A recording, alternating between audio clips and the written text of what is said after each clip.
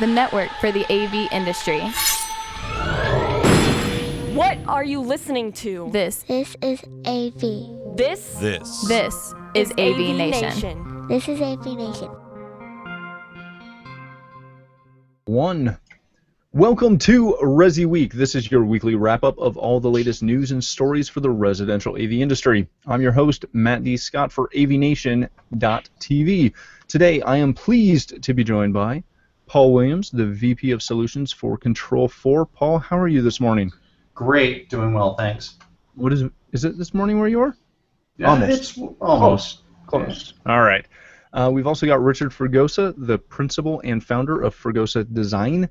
How are you, sir? Mellow Uncle Richie West Coast greetings, this into summer greetings. So Fantastic. I'm glad I've got a quiet office. So very nice. Yeah, the kids are back in school for you already, aren't they? Exactly. Yeah. So no cameos by Trey for this episode. I'm patiently awaiting the days that my oldest goes somewhere for something. And last but certainly not least, we've got my good friend Todd Puma, the president of the Source Home Theater in New York. Todd, how are you? Doing well, Matt. Thank you for having me on again. Hey, thanks for being here. Gentlemen, let's jump right in and go to a story coming to us from the good folks over at CE Pro. This is about Access Networks, who is A, one of our underwriters, and B, a fantastic networking company. They are providing the Eero Wi-Fi system, which is a DIY-centric Wi-Fi extender system. Richard, let's start with you. What does this mean, A, for Access Networks and their dealers, and B, just for integrators in general? One is necessary. I mean, it's a long and foregone conclusion at this point that you have to have a networking background, a very good understanding of networking, at least to begin with, if you're going to be in this industry at this point. I think that Eero itself is another tool for integrators, maybe looking to start their way up. And I mean, Hagai and the team over at Access are phenomenal, and Hagai's quite honestly been ahead of the curve the entire time. And so I mean, there's a couple of companies out there that are doing this, but it made total sense. Streamlining things for the channel, making it easier for the integrator base that was there. And the reality is that although integrators, there's always the recommendation of putting in a robust network, there is still some price constraints that are to it. And there needs to be a solution other than, the tagline that we always have is that we really don't want you to trust your automation system to a router you can buy at Target. And so, this is a way for integrators to find a way into at least a slightly more robust solution.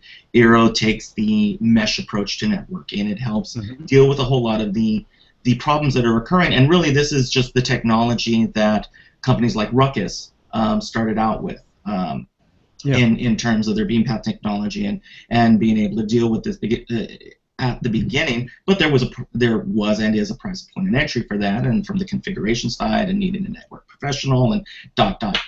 This at least provides a kind of a point-and-click solution that is going to give them the opportunity. And again, I mean, you can see it across the industry. Control 4, as an example, sees that networking is an important part of deploying solutions. Come on.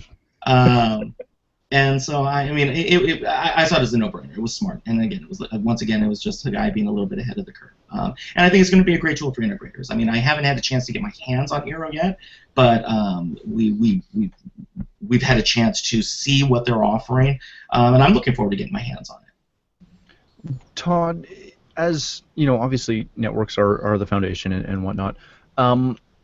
Does this just show that Access is realizing that not all of their clients can go with a Ruckus or a very commercial grade wireless solution, and this is Access providing that smaller job or smaller integrator the opportunity to have robust Wi-Fi? Well, I wouldn't necessarily say smaller integrator. I would say another solution to offer your customers, based on a price point. Not every client, no matter how many millions or billions or whatever they have in their bank account, will need for every home a very robust network. If they're, say, living in primarily New Jersey 5 days a week, and then they go to New York City for a day or 2 days, and they're in a one-bedroom apartment, this would be a great solution for that. I actually didn't hear about the story until today. I read about it for the podcast. And just like Rich said, I'm definitely interested in seeing this in motion and working with it. I'm very impressed that Access Networks is understanding that this industry is changing. They're not sitting on the high end of the throne and saying, I'm not fighting my way to the bottom. They're fighting their way to stay in business like everybody else is. They're constantly learning from the change. They're constantly hearing what the customers and their consumers and their dealers and what everybody needs in order to keep the installation business growing. Not every client, like I said before, is going to need a robust network. Control 4, they took over package, and they're smart for doing so. They're a company now that does control automation that owns the whole point of all this is the network. They own the network. The first company to actually sit there and own the network is Control 4, and kudos to them for owning that end of the market, and a manufacturer that I've been using for probably about 4 years, and I think they're great. Access Networks, again, they've been around. Rich, the first thing he pointed out to me when I became a Crestron dealer is I need to get an Access Network network configuration. It's smart, it's easy, and it's just works. And now that they have this, and we're recapping what Rich told me originally, I think even I'm going to start checking this out and seeing what I could offer my clients. Now, Paul, as the guys alluded to, obviously you guys last year obtained PackEdge and made a big splash with that. Seeing how the industry changed, obviously, part of your decision and desire to get into the network space was realizing that, it is the foundation and it is the single most important part, in my opinion, of any control system is how that technology and that information gets around. How important is it for dealers to offer a range of solutions, in the realm of, kind of what Access has done with Eero? I think it's extremely important, and I once again, I think Access is on the right path here too. And as mentioned before with our acquisition of PackEdge, we've understood for a long time that the success of the connected home environment is absolutely dependent on that stable network to be in place. And unfortunately, a lot of dealers don't have a lot of the networking background, and that's just not their what they know. And so they've gone into homes sometimes trying to use what was already in place, and sometimes that was the freemium router that came with their service that service provider gave the home. And those are just total crap, to use it as low Those of are real terms I can thoughts, use. Paul. They don't work at all. And so in our testing, they would work well if I was in a home and all I really needed was maybe 3 or 4 mobile devices to connect to the internet. That's probably going to do fine. The moment I start adding this need for high bandwidth products to sit on that network and work reliably, and it needs to work instantly. As a consumer, when I go to run something or to kick something off, I don't want to wait. We have low acceptance of lag times, and so the network is so essential to that.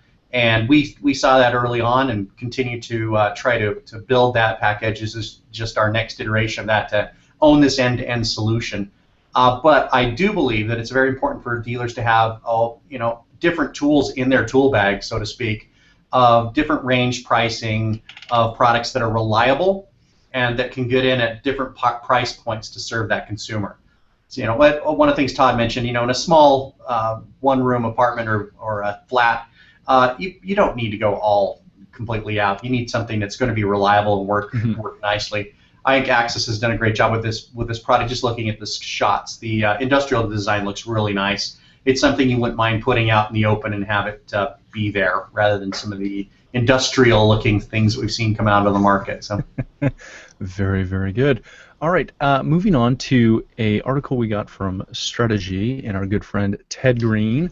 Promoters of 8K broadcasting in Japan are admitting that they're getting some pushback. They were already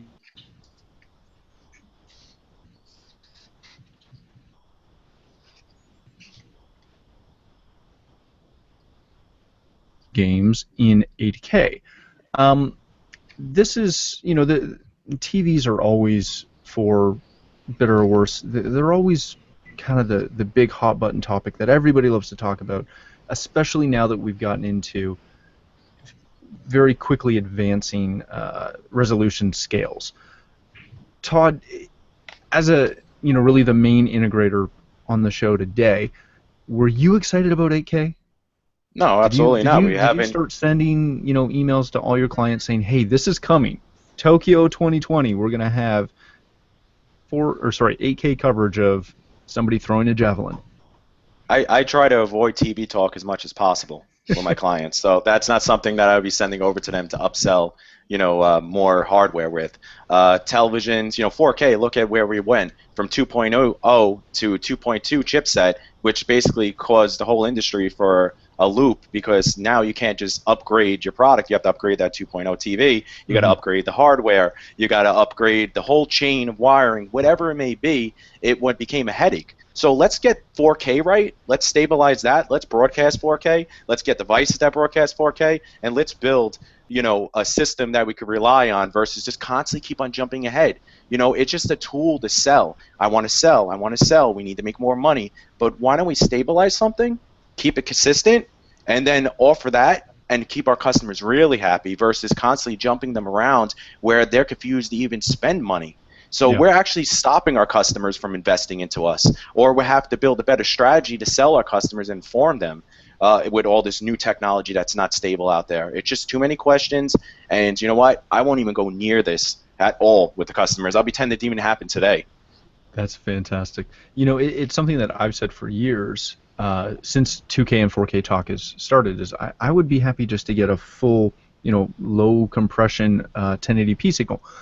Paul, is this something that, and obviously, I don't want you to divulge where you guys are headed in internal discussions, but is this something that's on your radar? Is this something that you're looking at building switches for, and HDMI matrices and HD-based matrices for in the near future, or is this something that we, even you guys are looking at saying it's still a ways off? So it is still a ways off. We're looking at the chipsets. Obviously, we need to stay at least in tune with what's happening so that we're ready when it hits there. We were one of the first to have a 4K line through the Leaf acquisition and of video switching. But 8K still out there. To Todd's point, we haven't even got over the hump of 4K. We still have dealers in our network, and I know in other networks, that are still selling 1080p video switching.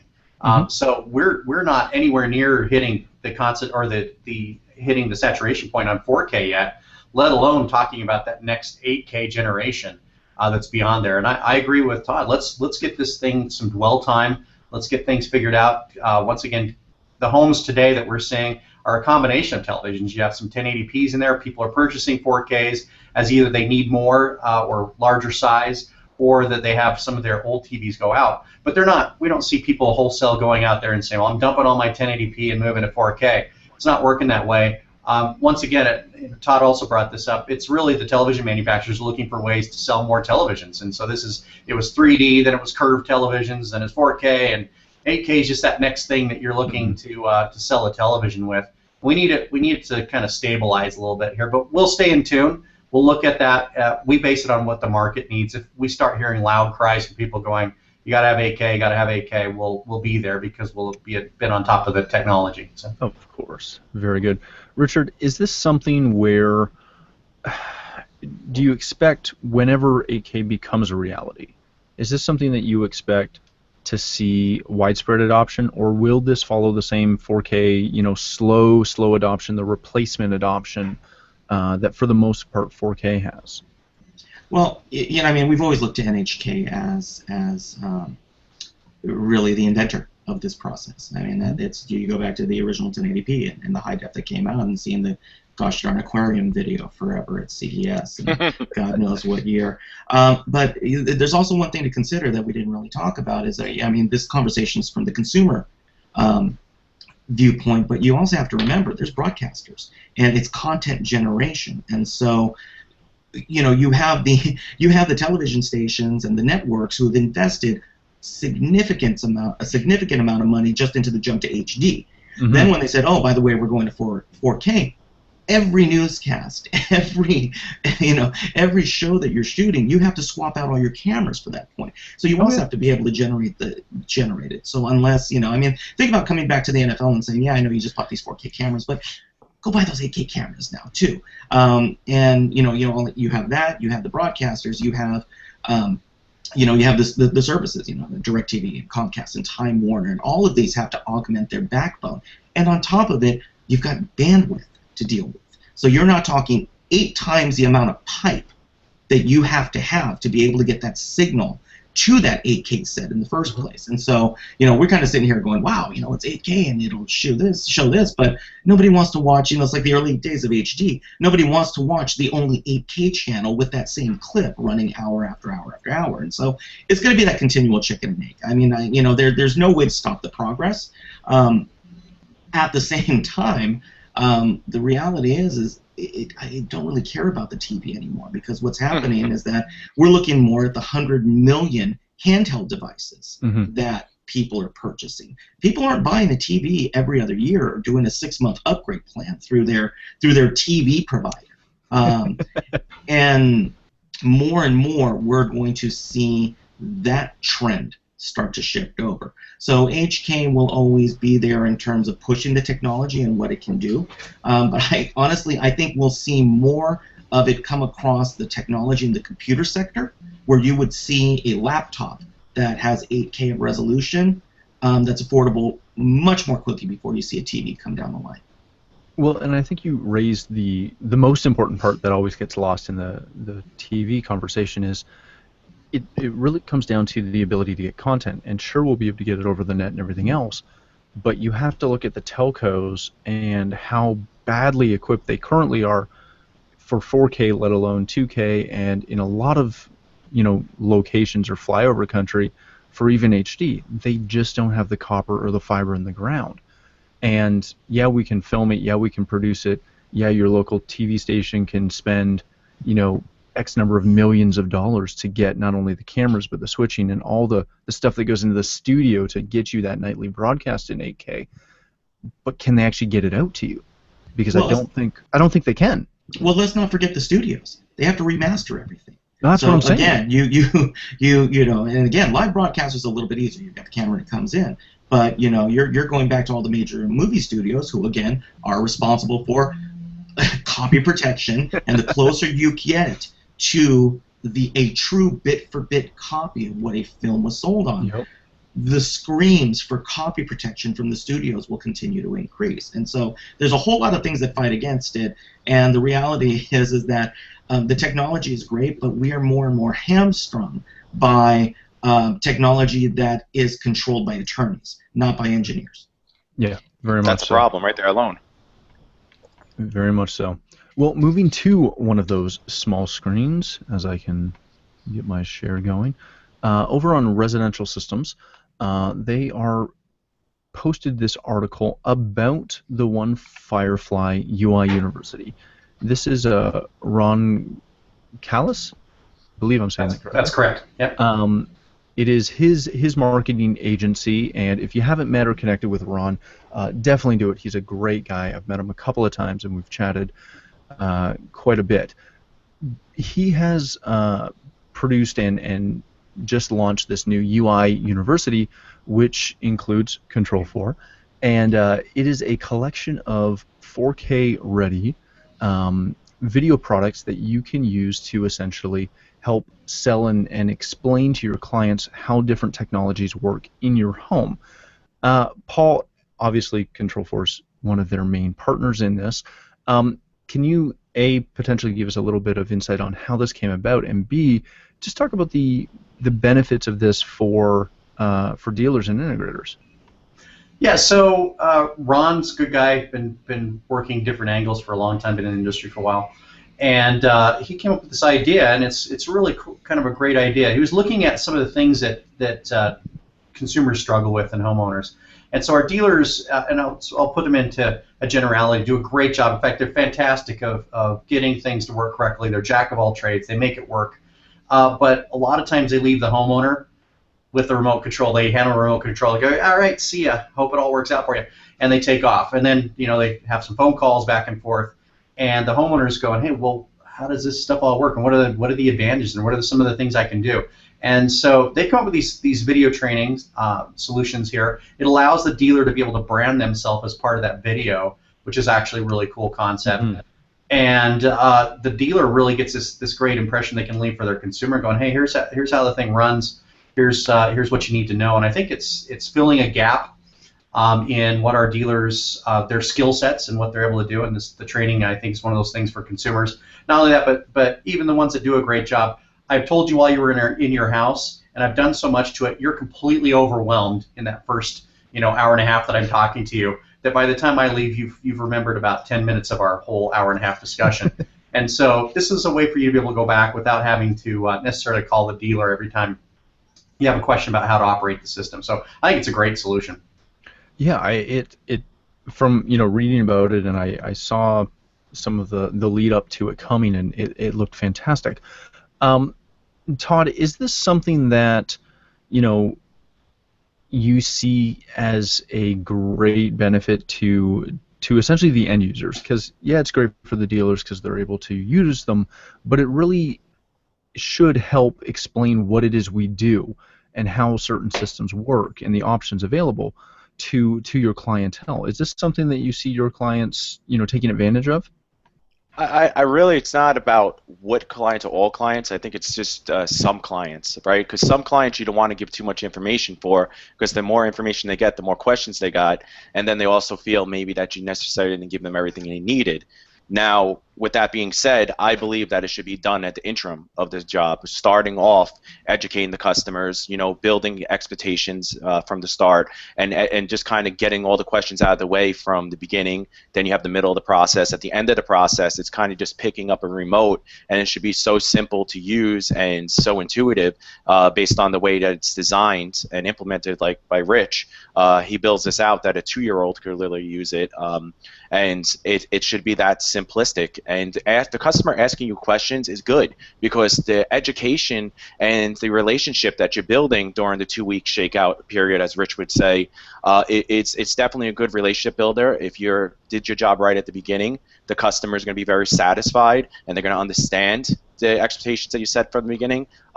With doing this video, I would have to see it to suggest it or possibly say if I would use it, but based on what I'm hearing, it's going to be a good tool for some integrators, but I really believe this should be done from the beginning, not at the end of the process. Mm-hmm. Very true. It's Richard, how do you see tools like this? Is it something that integrators should just dive in and take advantage of every tool they have available? Is it something they should cherry pick based on their clientele? It's a little simpler as that. An integrator does, and Paul nailed it. Integrators are great at integrating. That's their job. That's their bread and butter. They're not always the best at the documentation, the end of documentation side, which is, you don't want to cause somebody to have to pull up their Google Foo to figure out, if I pressed these 3 buttons in sequence, and I pull up a whole new set of features or an advanced feature or something like that. I mean, there's only so much that we can process. I mean, it's like when you buy a house. I mean, I've got a really nice oven and a microwave, but I don't remember everything the darn thing does. I know I've got a popcorn button. What the heck does that do? And it may have been explained to me 4 times, but I forget. I'm getting old.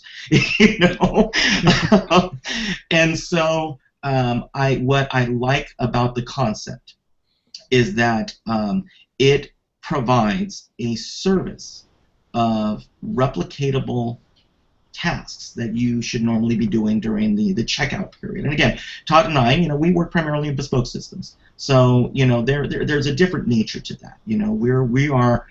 We're sitting with the client, and they're telling us what their list and their lifestyle is, and then we provide a tailored solution. We can't necessarily do 1,000 of those in a month. Now, there are integrators who are built to do several hundred systems a month, and they don't necessarily have the ability to have a tailored handbook for each one. It's a great theory, but the problem is, I mean, there's only so much that you can do during that time. But if they can go ahead and deploy it with a system that is much more of a configurable, or a similar system that they're deploying, say in a track home or in a building situation, they can provide that link very quickly with, here's your system, here's a tutorial, take it at your own pace, and you have something professionally shot, as opposed to in the old days, and I'd sit there with my Microsoft Word and Photoshop, and I'd put together and take screenshots and everything. That's time consuming. There's a whole lot of time involved in that. So this allows some efficiency. It allows a layer of customer service. And by partnering with the manufacturers, it just raises the bar for everybody. It is a more professional, polished end to a project. And by working with One Firefly in that, and again, they're a marketing company. Their job is to take all the stuff that you've done and package it very nicely in a relatable fashion. So, I think it has merit. If nothing else, it causes companies to make sure that they are maintaining or increasing their professional deliverables. Well, and that leads me into my kind of, not a wrap-up question on this one, but a bit of a wrap-up question. How important is it, because, just as Paul said right off the top, integrators are great at integrating. They're very good at making stuff work. Their professionalism and their reporting and all their documentation usually leaves a little something to be desired. Does a product like this raise the bar across the board to, somebody like myself, if I all of a sudden have a website full of 4K ready, highly produced, shot in Hollywood, videos explaining the systems and the types of things that my company provides, what does that do to my competition? Does that instantly raise the bar? I hope so. Again, I mean, the reality is, if you're the guy who comes in and you sell it and you say, by the way, we're done, and here, I just sent you an email or a text, and here's a hyperlink to all of your system operation. Now, you can use it or you don't. I mean, the system should be easy to operate. But again, it is providing the service after the sale. And it is providing that one extra thing that separates you from your competition. Now, again, the whole purpose is that I would hope that it would inspire. It would hopefully cause collaboration. But if the end result is that it just increases competition, then yeah, as a business owner, you should be focusing on doing everything possible to snare as much of the market as you can. And if it's something like that sets you apart, again, Todd's known for his racks. That's something that is his calling card. There's several things that he does that are an example that I think that other integrators should be following. And if they don't, just more business. And that's the way that I look at it. And especially in this day and age right now, if you're not using software tools and if you're not using collaborative tools to better run your business, you just can't do it the way you did 20 years ago. You just can't, and you're going to be out of business. Very, very true. All right, on to our last article of the day. Clear Controls is straddling the custom and DIY markets. This comes to us from CE Pro. They're offering dealers new revenue streams and essentially providing a couple of things, one of which is essentially a portfolio of compatible products that work with their control system to provide homeowners with the ability to go online and essentially purchase a select number of DIY-friendly products that they can install and make work with their system. The dealer doesn't need to be involved in the sale in any way, but they do get a portion of the sale from a revenue portion. This seems to be something that looks really, really good and offers a lot of flexibility, shall we say, to the homeowner. Paul, is this something that you think will be a huge movement in the market, and how much does this help dealers going to builders and the wider market share? Well, I certainly think it's interesting. When the article came out last week, we looked at it real carefully and tried to understand a little bit better about what they were doing. It's an interesting model. For me, it'll be interesting to see how dealers grasp onto this.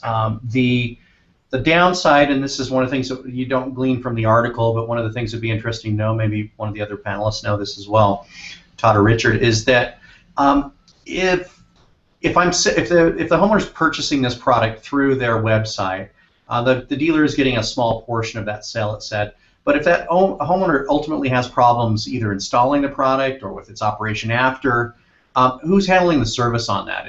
Do I call, as a consumer, do I call Claire or do I call the dealer? And if so, is the dealer really happy to help me out? I mean, he's going to, because that's their business. But if I get a lot of those calls, I'm suddenly starting to think this relationship may not be a great relationship because I'm not getting my cut out of this thing. And that's the questions I don't know how they're structuring that. You didn't glean that from the article. I believe I believe based on what Delia is trying to go for here, based on numerous conversations with her last year about this coming, to market, she did a lot of market research. She asked a lot of dealers. This came from, dealers. Sonos and other DIY products are basically being taken away from those middle market dealers, and they're not really making anything from it anyway. This is a way for the product to be sold. It's attached to the ID number of the dealer's whatever ID, and then from there, they're expecting the customer to come to you and ask you for the service if they can install it. So this is a way that the customer feels they have some control, because the customer feels, this day and age, there's a lot of integrators out there. There's a lot of information being thrown out around this industry, and there's a lot of good dealers and there's a lot of bad dealers. And with this, it gives the customer some control that might have trust issues, and they could buy the product from this web link. The dealer gets a little bit of money, and ultimately, Claire is probably depending on you or the customer to come to the integrator that originally installed the system, because again, this is supposed to be an attachment. So they already had a system installed by, say, my company, Source Home Theater. Then from there, it's already been implemented. Now the customer wants to add to that solution, make it a little bit more customizable for their needs, add lighting, shading, or wherever it may be. They go to the web link, attaches to the dealer's account that already closed out the job, and then from there, hopefully the end user would want the dealer to come back and install the product for them. So it's kind of an easy way, and it's also a nice little probably shock when you get a call from a customer and you didn't even know it was going through. You get a little money in your bank account, and also you get a service call or an added service for this new product that they just purchased from the web link. Again, it could be a double-edged sword with our business model and what I do. It's something I would be afraid of, but with the other dealers that are dealing with this currently and aren't used to making large revenues off product manufacturers, then this would be something that they would be okay with. And I know a lot of dealers that would love this. Yeah, that being the case, and I think it sounds interesting, and sounds like something could be valuable. Especially, one of the things you mentioned was builders, and so for a builder's perspective, having a solution that I can sell to a homeowner and say, part of this you're not completely tethered to the dealer for everything on it. Mm-hmm. There is some power in that. That's one of the things that does scare some consumers from looking at smart home technology, is that they've heard the horror stories. Says I'm now tethered to this dealer. Anytime they do anything, I pull out a $100 bill every time something happens, and so this would give them maybe some peace of mind of thinking that or believing that there's a better way for it. So it could be interesting. We'll watch it closely. And I also think it gives, and again, having not seen kind of behind the curtain on it, I think it also gives a little bit of peace of mind to the consumer, because they know what smart home devices will work with their system out of the box, in theory, opposed to hopping on Amazon and seeing the plethora of products that are available and not knowing if it's something that hopefully they can install themselves, or if it's something that they need to get an integrator out to do, or if it's something that they just can't have work with it. Richard, do you see any big upside to this? I do, and it's funny for me when I read it and kind of talking about it more. I think the part that fascinates me is the psychology of sales aspect of it, the way that we consume product and the way that buying trend has changed just in the last 5 years. We're in the era of Amazon Prime, and pretty soon a drone just dropping off your purchase that you made at 3 o'clock in the morning, and it'll be there in 4 hours. And it supports what we're seeing more and more, which is the immediacy of the sales process and the impulse buy of the sales process, which, again, I find it fascinating, just the human element of it and how we purchase products. And, Amazon Prime just came up. It's almost the equivalent of like a dash button for for adding onto your system. Because for a lot of reasons is that we are becoming more and more integrated. I'd say all of us. I mean, I shop on Amazon, I shop online. I have lots of instances where I don't really want to deal with somebody. I just want what I want, and if I can do it at my leisure without having to worry about it, and the next thing I know, it's delivered, and theoretically, it then just becomes a clicked-in piece. So I'm going to be following this closely because I would like to see kind of the metrics of from the purchase to the installation, warranty issues, customer confidence, all the things that go along with the sale, and I'm sorry, the life of the sale, as opposed to the sale itself. I find it fascinating. I mean, I do. I mean, stuff like that I geek out on, because that's the fun part is how do you inspire that sale? And so, I think it's a great idea. It'll be interesting to see how it plays out, and I think once they get the metrics back, it'll be interesting to see that data if they ever release it. Very good. All right, gentlemen, that pretty much wraps it up today. First of all, thank you so much for being here. It's been a pleasure. Let's start from the top. Paul, where can people connect with you? So they can connect with me over email. It's pwilliams@control4.com. If they want to learn more about Control4, they just come to control4.com. Excellent. Thank you so much. Richard, everybody should know how to find you, but for the couple that don't, where can they find Uncle Richie? For those watching on whatever media device that you have, at @rfregosa on Twitter, Fregosa Design. In 2 weeks, you'll see us with AVNation running around the halls. You'll also see me with CEPro.com, and also as along with Todd, as one of the AV tweets as part of the social media. So you'll be in about 2 weeks. Well, I'm sure I'll be plastered all over the place. Very good. Todd, thanks so much for being here, bud. Where can people connect with you? You can find me on Twitter at Todd Anthony Puma. You can also find me, like Richard said, as a CD of Tweep this year, and also residentialsystems.com. Very, very good. Again, thanks for joining us. For myself, you can find me on Twitter at Matt D. Scott and just about every other social platform there. But more importantly, please stop by avnation.tv. You'll find this show as well as a variety of other shows in topics that we cover. When you do visit the site, please make sure you check out our underwriters. They support us, and we're very thankful for it, and we'd like you to support them. That's all the time we have for this week of ResiWeek. Perfect.